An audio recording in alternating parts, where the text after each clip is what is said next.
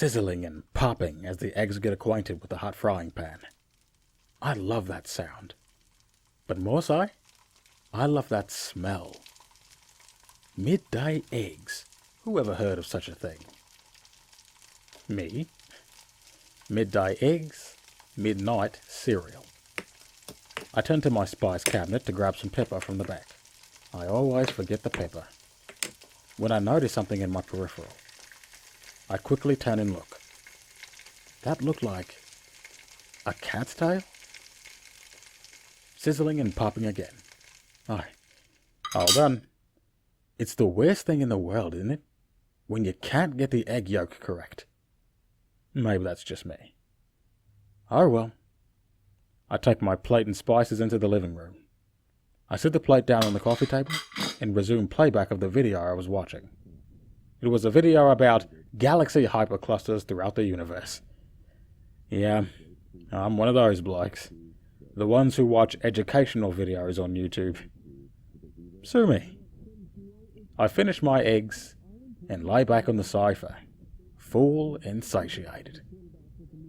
In my relaxed state, I feel a familiar sensation on my lap. It feels like lightly weighted paws kneading on the fibers of my trousers. The same sensation I used to feel when I immediately look down. And there she is, Joku, my childhood pet calico. My heart races, but from what I don't know. Excitement, fear, happiness, confusion, a mixture of all, I suppose. I am locked in a perpetual state of all of them, rendering me static, bewildered, dumbfounded. There aren't enough words. It's funny, isn't it? I'm quickly snapped out of my stupor. Did she just speak? Joku continues while nonchalantly licking her paws. We used to sit like this, regularly, way back when. I am frozen. A deer caught in headlights, a cockroach when the room illuminates like a tyke when you're caught lying to mum. Remember? I attempt to respond, but all that comes out is an incoherent, audible squeak. Suddenly, without warning, comes a combustion of fire, like an oil tanker exploding. Raging flame and suffocating smoke consume the room. Though oddly, the temperature is not that of a hellish inferno, but more so of a blisteringly cold blizzard. I am beyond perplexed. I see Hades, yet I feel Niflheim. Joku simply cleans herself, entirely unbothered. As I rack my brain trying to make sense of this, I look up, and with a bright flash and a bang, 3 spectres suddenly appear. All 3 float menacingly in front of me, backlit by the flames surrounding the room. They are not moving. I myself am too afraid to speak or move in the fear of agitating the spectres in the slightest. But as I look upon them, I take notice. The first spectre is covering its mouth, the second is covering its ears, and the third is covering its eyes. Then I look closer, and what I see shocks my very being. Each of them resembles a warped, twisted version of my family. The first resembles my mother, the second my aunt, and the third my uncle. Before I can let out a sound, the first spectre, the one resembling my mother, floats towards me with incredible speed and begins to encircle me. As it orbits me, I can hear a horrifying, tumultuous shrill of a voice, like the scrape of a fork on a plate. But the voice is not coming from the spectre directly. No. This voice is speaking to me from inside my head. And what's more painful than the nails on chalkboard rake of its vociferously harsh voice are the words themselves. The words are like a serrated knife being jabbed into my heart. But I can't die. I'm forced to just endure the agony.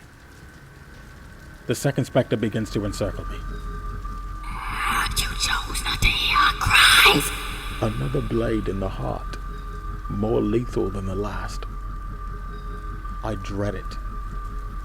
But the third spectre indeed comes forth.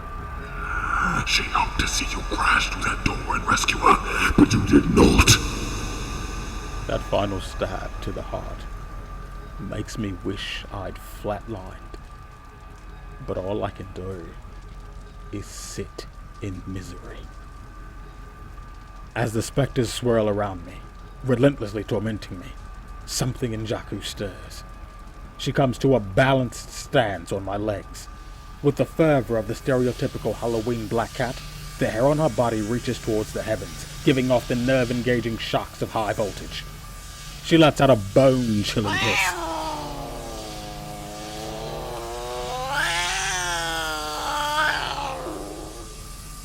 Which forces the spectres to quickly retreat in fear. A moment of respite. Their fear, however, soon subsides, as they begin to swirl into one another. Their fusion intensifies, which rocks the room, demolishing it, throwing objects to and fro with the ferocity of a twister.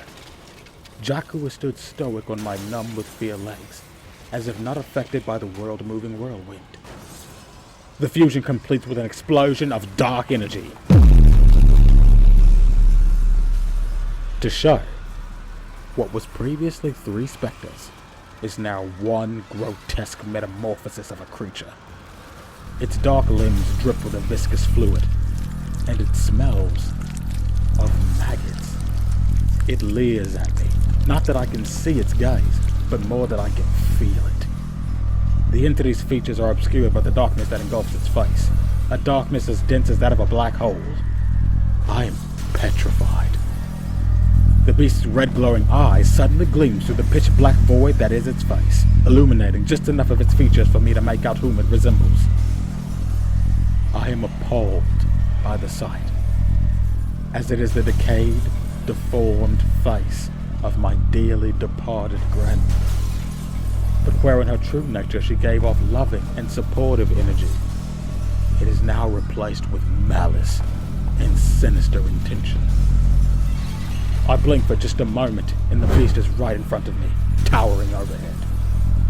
Up close, its malicious presence is so domineering that the thought of trying to plead and appeal to whatever is left of my grandmother's kind heart never crosses my mind. Without a thought, the beast takes its sharp talons and plunges them into both sides of my ribs.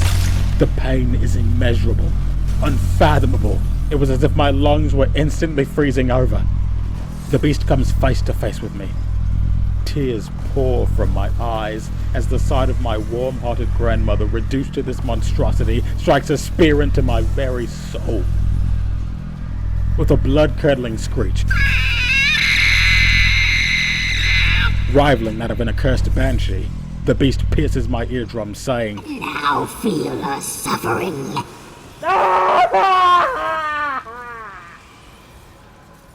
The pain increased. Breathing is no longer an option. My eyes roll back into my head as I am powerless to resist. and must. Submit! But, fearlessly, Joku swipes a claw at the beast. The beast reels with yet another ungodly screech. Feeling has returned, and I fight for a grasp of air as if coming up from underwater. The tornado of objects in the room intensifies as they crash and collide with each other. The beast blinks in and out of reality, apparating and disapparating over and over again, with blinding flashes of white light screaming the entire time. I cover my ears and am still shaking in fear. Joku is still stood tall. After one last big screech, the beast combusts into a blinding ball of white flame, resembling that of a star. Then it disapparates completely. All the swirling ceases, and the objects fall to the floor. The flame is extinguished, the temperature is no longer sub-zero, and in the now disheveled room all is simply quiet. Joku turns to me, stands herself on her hind legs on my lap, her front paws supporting her on my chest. Her purring is loud, kind, and soothing. I look into her heterochromic blue and green eyes and finally feel at peace. I pet her like I used to, and then she licks me. I can still feel the sensation of her coarse, rough tongue on my cheek. "I'm sorry," I say. And she gives me a sweet little head bunt, as if to say, "Don't be." Then suddenly, another blinding bright flash. I hear the distinct chatter of voices talking, and when my eyes come to focus, I see my room. Untouched, no worse for wear. Everything where it should be, nothing moved or damaged. And the voices are coming from the telly, the same video I was watching previously. As my mind scrambles to try to make sense of what's happening, I remember and quickly look down. I expect to see Joku, but she's not there. Instead, I am simply clutching a pillow. I finally force out an answer to her question. "Of course I remember, and I'll never forget." A tear rolls down my cheek, and I squeeze the pillow harder.